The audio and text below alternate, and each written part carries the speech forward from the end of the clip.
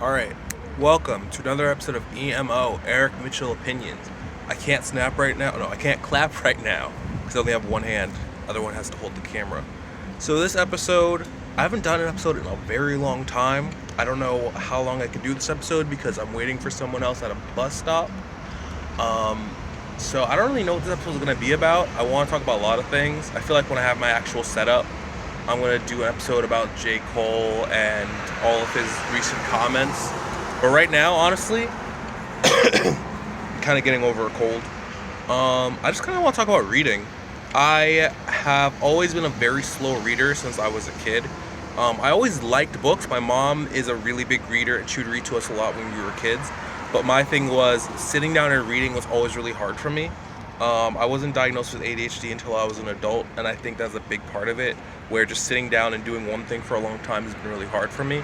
But I made it a goal this year to read more, and I've actually been really enjoying it. So, let me see. I just got Goodreads early this year. Another thing I've been doing too, is I'm very hard on myself when it comes to what I read. I want to be the person where it's like, I read James Baldwin, and I read bell hooks, and I read all these intellectuals. But what I really gravitate towards is like young adult kind of graphic novels or stories in that. So I just got back from the library. I'm gonna try not to dox which library I went to. But I got Surrender Your Sons by Adam Sass. And that one is like a young adult. I think it's fantasy, or at least a bit fantasy. But it's really interesting. You're gonna get some unflattering camera angles because I only got one hand right now. So that one is, I only got through the first chapter while I was at the library. But that one is about that one is about a young queer kid who basically gets forced into this conversion therapy by his mom, who basically just doesn't accept that he is who he is. It's so far it's very well written. Apologize about the cough. I'm gonna not edit it out because I work at a daycare now, and working at a daycare means you are constantly always sick. So I really like the book so far. The writing is really well done. I love things where they don't pause to do exposition. Instead, they let the exposition happen naturally. So I really appreciate the fact that like you learn a lot about this character and his backstory, not through like him telling you, but through dialogue between him and his mom. You learn that he dated a girl who got pregnant, but he's not the one who got her pregnant.